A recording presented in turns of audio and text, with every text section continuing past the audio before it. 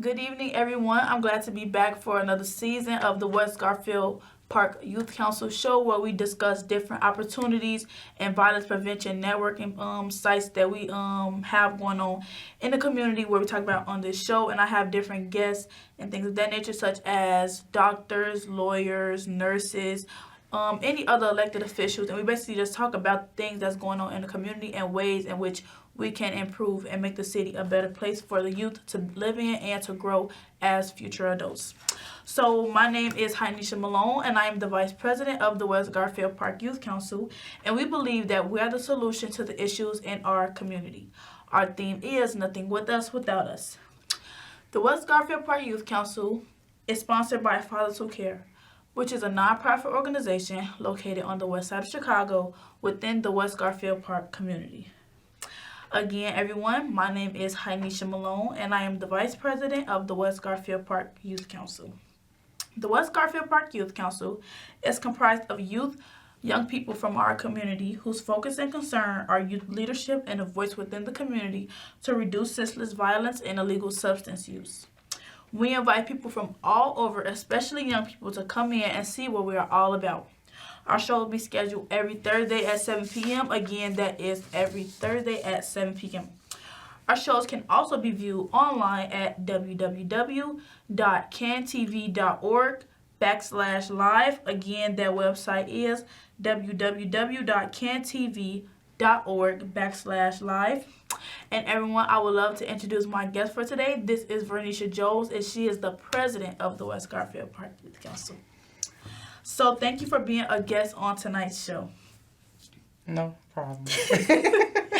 Again, everyone, my name is Hinisha Malone, and I am the vice president of the West Garfield Park Youth Council. You are watching a live interactive call-in television program brought to you by CanTV 21. During the next 25 minutes, we are going to discuss our creating opportunities over violence.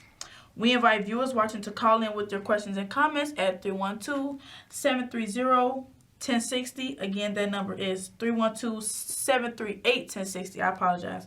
312-738-1060. Our phone lines are now open. So today's topic again is creating opportunities over violence. And now, Ms. Jones, I have a few questions for you. So who are you and what is your purpose for existing? Okay, my name is Hinisha Jones. As she stated, I'm the president of the West Garfield Park Youth Council. I feel like a young individual, kind of young individual on the west side of Chicago, just trying to make a difference, pouring into other youth how I was poured into growing up. And I feel like my purpose is to do just that, just to be, someone that young people could come to, someone that's giving back to the community. So what about you? I feel like you should answer. I feel like that's a good question for you to answer. Okay. And make sure you tell them your age, too. Okay, so I'm 18, and I'm in high school. I'm about to graduate. I'm a senior right now, so I'm on my way to college. Yes. My purpose for existing, I don't know. Like, I feel like it changed. Like, it changed for people, like, a lot and stuff. Especially at that age. Yeah, like, I feel like as I grow and live every single day, like, my values and stuff, like, they expand, and I just find new stuff that I, like, take in and be like, ooh, like, that's a good thing to consider, that's a good thing to try to do, or it's good to try to help people in this way rather than in that way, like, I always say, like, I feel like my purpose is to, like, make everybody feel included, because I don't like when people feel left out, or they feel like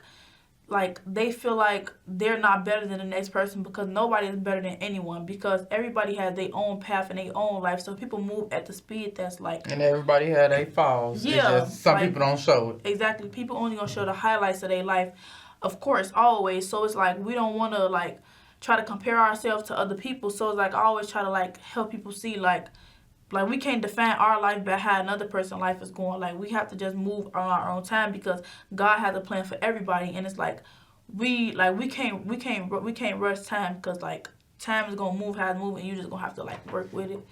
So I always felt like that was my purpose. but I really don't know well, I know I have a purpose. You still got Everybody has. time. Yeah, I still You have a still lot got of time. time, so I think I But don't that's really a know good what it start. is That's a yet. good start to Yeah, have to just want to, be a. That's basically saying you want to see a difference for people, help people. yeah, That's still in the same range of, that's something that you want to do. You just yeah, adding on as you get, as you exactly. learn more and see more, and I get it. Yeah, and also with like with housing, like because that's what I want to do. I want to work in real estate, and I want to like try to create affordable housing because I feel like having housing should be like a basic human right. Nobody should live outside where it snows, rain, like pour all that, and nobody should have to like sit through that and actually have to like endure that when it's places to live or it's like money to build Vacant more. properties where Yeah, ain't vacant nobody properties, living. nobody live Yeah. there, or it's like a lot of lots where it's like nothing there. We have the money, we can build this stuff, but we choose to put our money towards other things. So I want to like go and like try to work in that because I feel like everybody should have a place to live, like no matter what. So I really like advocate for like people in general. I feel like I love people. Like people are like really interesting. I ain't gonna get into all that. Like, I love that answer. I yeah. love it. So, what type of opportunities do you have for young people to be involved in at Fathers Who Care? So we go through all types of activities and programs and initiatives with the young people over at West Garfield, over at Fathers Who Care. But at the moment, right now, we have a program called Impact Identities, where we have young people come in. Well, we have a program called Drop In. Drop In is a program where we are open Monday through Friday from the hours of 3 to 6, where kids can just drop in at any given time with any type of need. If you need to just talk to somebody, if you need to come and say, "Can we use your computer?" If you need to come and just dialogue, ask us to help you look for a job, anything, we have that space open for our young people between the ages of 16 through 24. Tuesdays and Thursdays are our dedicated days that we actually have programming. We have a program called Impact Identities where we have young people come in and we focus on particular topics. We talk about things that's going on in the community. We talk about job readiness. We talk about substance abuse. We talk about teen violence. We just talk about all different type of stuff that we know our young people are going through, and we take them on trips. Like we just recently for spring break, we wanted to make sure we had some stuff that was going on for them to do, so that they're not just wandering. So we took them to DuSable Museum, and we also took them to a baseball game. So yeah, so right now that's our focus, and we're currently recruiting new kids as well. Okay. So, what is the age group? For the drop in, well, for the drop in program is from actually both are from 12 to 24, 12 Okay. to 24. So, why do you feel like the West Side needs programs that are focused on violence prevention? That's not really a question. You see why we need the programs. Yeah. Prime example. It's a little boy just passed away actually on Easter. They say Easter morning he passed away, and I was showing my sister his picture, and I'm like, I know him from somewhere, but I didn't know. I couldn't pinpoint where I knew the little boy from or whatever the case may be. And then one of my coworkers that work at another program we also have a program that we have inside of Austin High School where we do the same type of stuff. We have actual professionals in there where they come and do dialogues about the different drugs that's out here, mental health, mental illnesses and stuff like that. And she texted me last night and she sent me the little boy picture, and she was asking me did I remember him, and I had told him like I remember him from somewhere. I just couldn't pinpoint where I remember him from. The whole time he was one of our young people that was in our first cohort at the school. So that's the answer right there, because it's just way too much going on. And it's getting younger and younger. The two kids that passed away over the weekend was all they between 16 and 18, and at parties that kids feel like it's safe to go. Kids feel like they just want to go out and have fun, and it's like just I feel like prime example. We took my nephew to a party over the weekend, and when we took him to the party, my sister had went to see if it was adults or whatever in the party and stuff like that or whatever the case may be, and I had when she got back to the car, I asked her, I'm like, so they don't check the kids or whatever.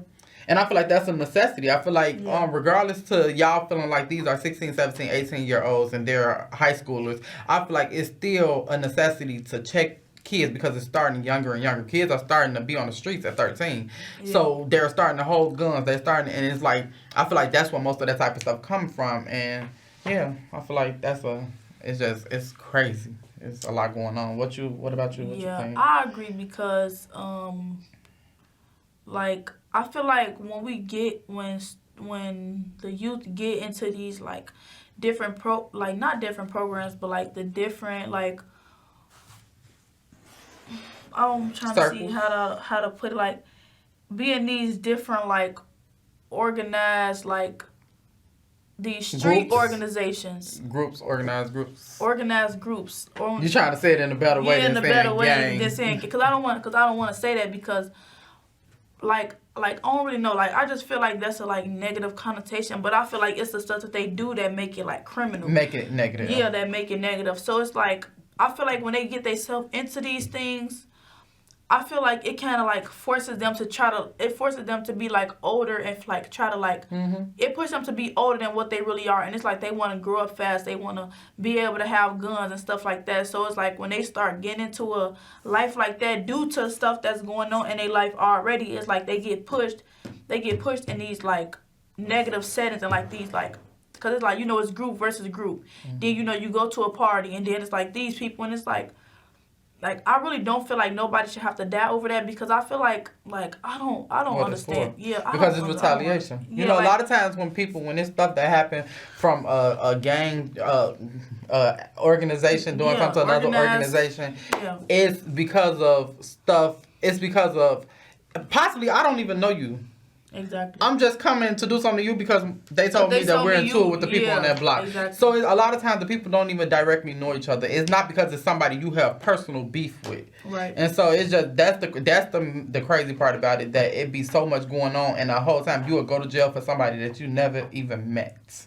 Exactly. You losing your life over somebody that you never even met. That's the wild part about it. Like when you go and you actually get like because they charged 3 boys.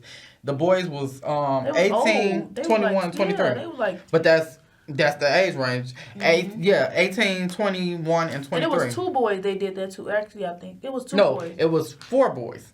What? One dad, 3 2. was injured.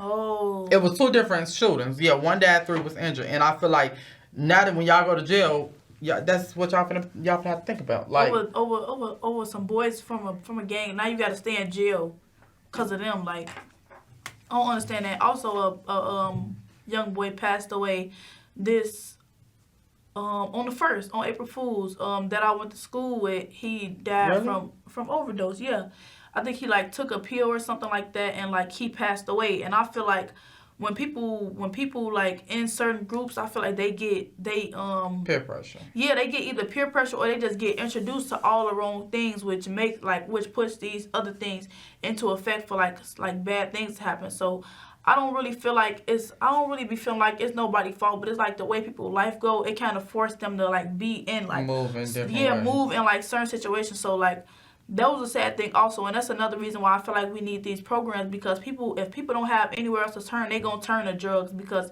they don't have any other support or any other resources. So like that's another reason why I feel like we need these violence prevention programs. We definitely need these programs, and we need these parents to be pushing these kids to be in these programs. Yes. I feel like that's something that we deal with the most, because I get it.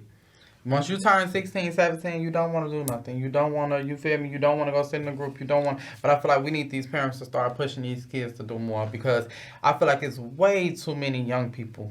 It's not older people passing away no more. You getting younger people dying from shootings and overdoses and stuff like that. And I feel like that is not the route we supposed to be going on. Yeah. So I feel like that's a major thing. Yeah. That's crazy. So, do you think that we need violence prevention programs in schools on the West Side? Yeah, that go along with the question you just asked. We need it everywhere, wherever you can get it at. And I feel like school would be the best thing. I feel like how we talk about the stuff that we're learning in school. I feel like certain stuff. I feel like the curriculum should change as the world change. Yeah. I feel like. Yeah, we need math, reading, but I feel like we need to input violence prevention. We need to input financial literacy. Like, we need to input certain stuff that we know kids are actually using. Yeah, we need our mouth, but a lot of the stuff, some people probably ain't gonna never use it. Yeah. You ain't gonna never use AC unless you're going into science or something. You're not gonna never use it. So I feel like we need to start inputting certain classes where it's mandatory. It ain't no choice. They have to do it to graduate. So therefore, they ain't got no choice but to take heed to it. Even if they Yeah. don't. A lot of people, and I bet out of that 10 kids that's going into this negative route, I promise you, 5 or 6 I go the opposite way if they headed in schools. Yep, they sure would because it's like it's like when like sometimes students or youth get irritated when they start hearing the same thing over and over. If they trying to go a certain route and they start hearing stuff that's going against it, they get like annoyed. But like after a while, when they start actually listening and paying attention, and then the people When it's around something that them, you gotta listen to, yeah, it's you like, have to listen to it. And then the people around you, and they start to make sense. It's like you start to make these different connections. Like, dang, maybe I am doing the wrong thing. Maybe this will lead me down the wrong path, and maybe they don't have the guidance of someone who would actually tell them that and let them know that their actions will lead up to like way bigger consequences in the long run. So I feel like having like math, okay, yeah, that's cool. Like I don't know, but I feel like it should be other stuff that's mandatory, like financial literacy. We don't start learning that until like senior year, end of our junior year.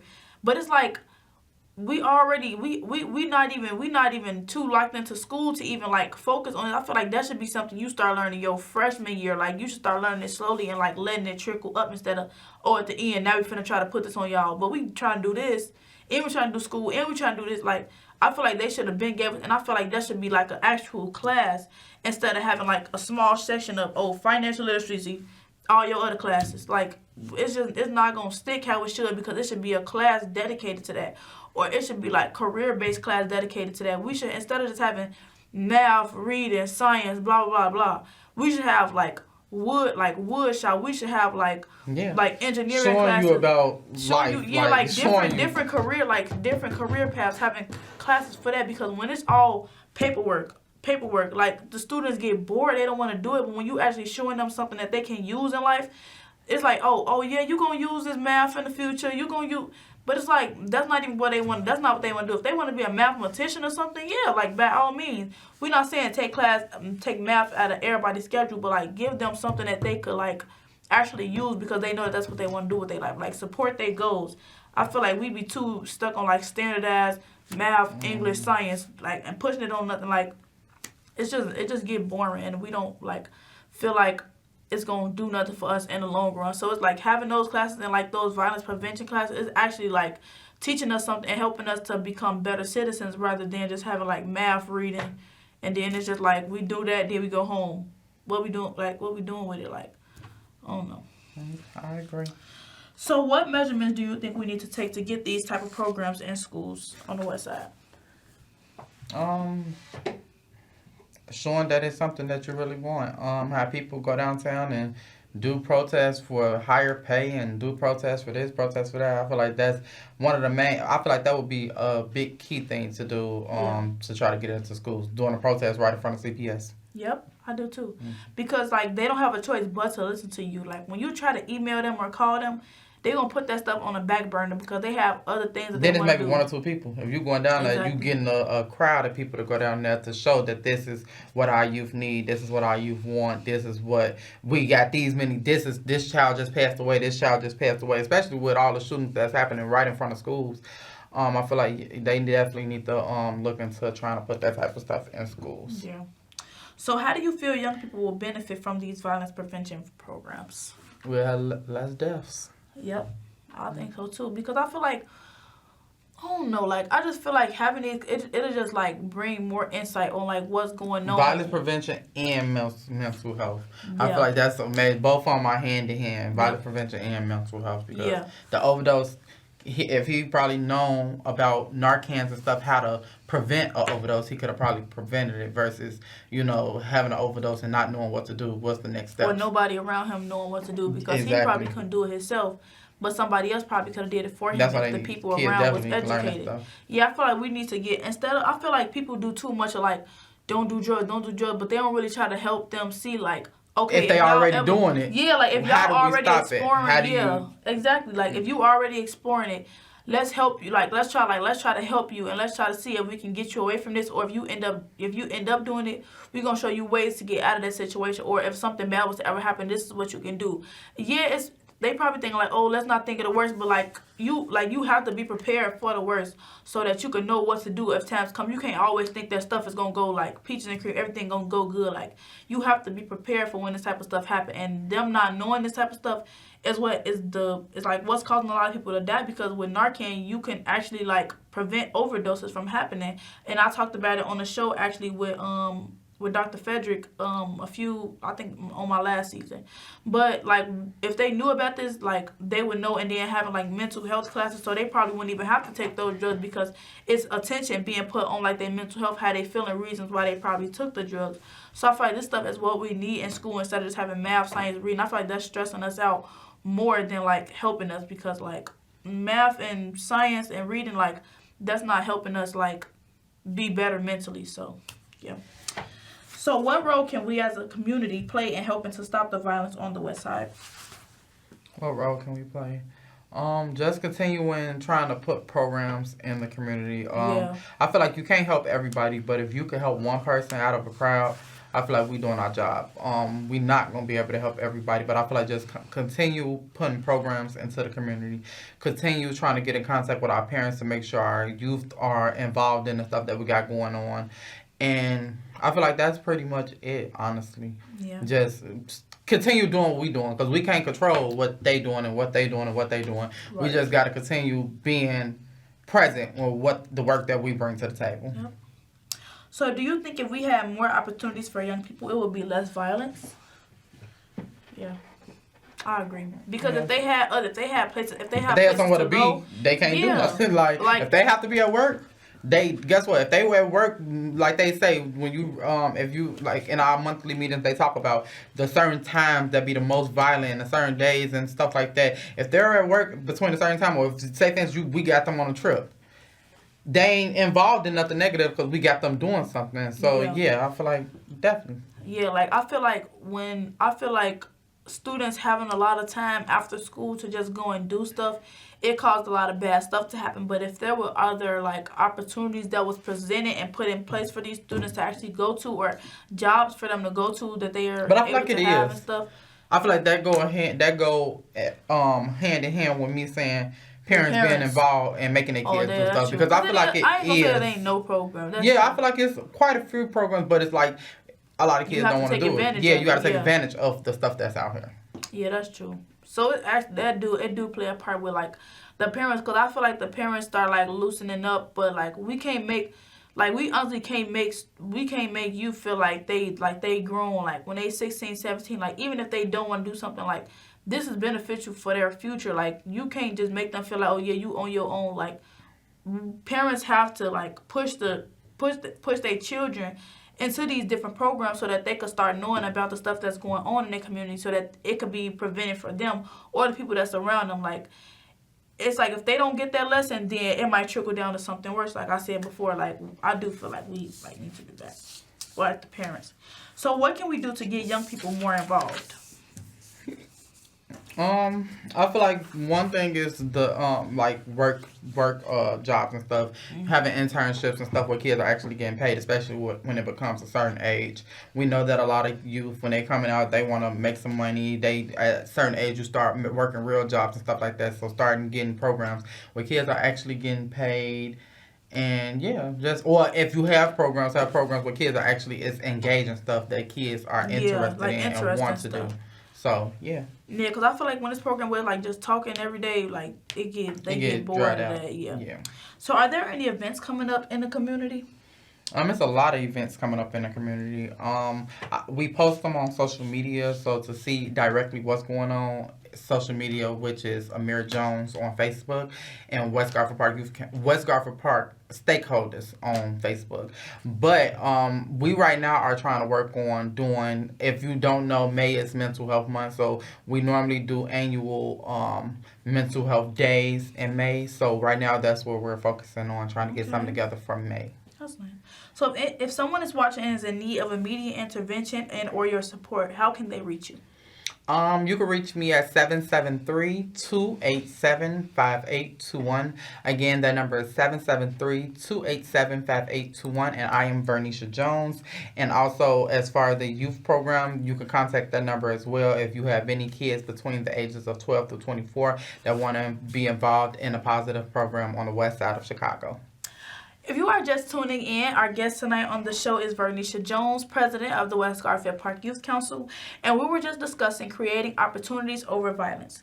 We would love to thank our viewers for watching. For additional information about our youth council, please contact us at 773-287-5821. Again, that number is 773-287-5821, and ask for Vernisha or Miss Princess.